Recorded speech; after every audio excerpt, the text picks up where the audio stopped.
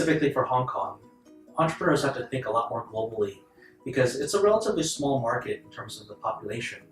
Clearly, the next market over from Hong Kong is China. So the rise of the Chinese ecosystem, the rise of the Chinese startups, and the rise of the Chinese consumer is a huge trend. So I think the first is that entrepreneurs have to start thinking globally, think bigger. I think the second, especially in a place in Hong Kong where there aren't as mature, developed investor ecosystems, you have to be able to have a clear business plan to get to revenue and cash flow and eventually profitability. So you have to be able to create a sustainable business model. I think the third thing that's required to be a successful entrepreneur in Hong Kong and also in Asia in general is that it's really a combination of three things. You need to have passion, perseverance, and adaptability. Passion, I think, is what fuels your perseverance. Perseverance is what gives you the runway to actually adapt your business model. Because every successful startup, every successful entrepreneur requires a lot of different pivots, a lot of different shifts in order to find their ultimate successful business model.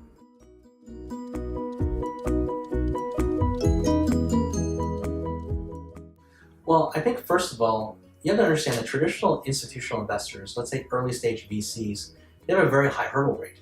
Most VCs have to be able to make a possible 10x, maybe 20x return in order actually to get over their internal hurdle rates. Because they're coming so early, it's most startup metrics are such that 7 out of 10 companies fail, 2 out of 10 probably get their money back, and maybe 1 out of 10 becomes a home run. So in that kind of a situation, a VC actually has to be able to make a 10 to 20x return in any one of their portfolio companies to actually make their business model work.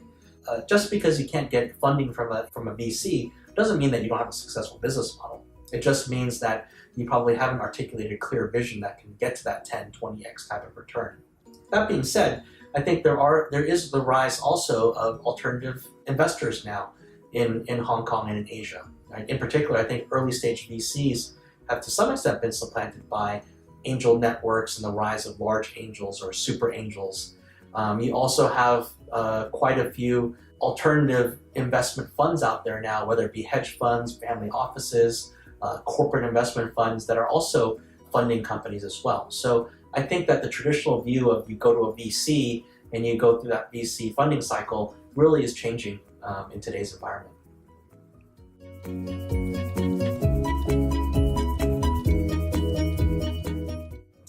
So what's changing today's startup environment is that number one, as mentioned before, that the rise of alternative investors, right? The rise of super angels and other angel networks is changing the environment and the funding mechanisms for a lot of startups. So whereas a lot of startups had to go to friends and family in the early days and then maybe go to a Series A pretty quickly, today a lot of seed funds are actually being completely handled by the rise of angels and private individual investors. Even Series A is actually being handled many times, actually being led by individuals these days. So you're finding that each stage, seed, Series A, Series B, the size of the rounds are getting larger and larger because the investors have to put more and more capital to use, and also there are more and more smaller investors who can actually come up and actually take care of the day-to-day funding of many startups.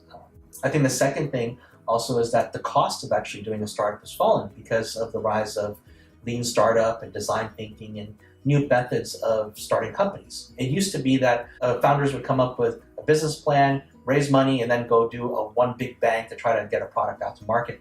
Today it's very different. Today you do very iterative, rapid prototyping, you get minimum viable products in front of potential users very quickly, and you adapt and adjust.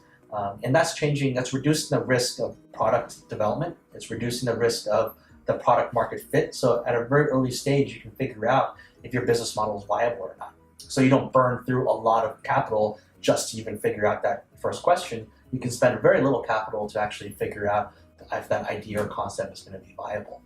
And I think the third game changer now is the rise of China as an ecosystem.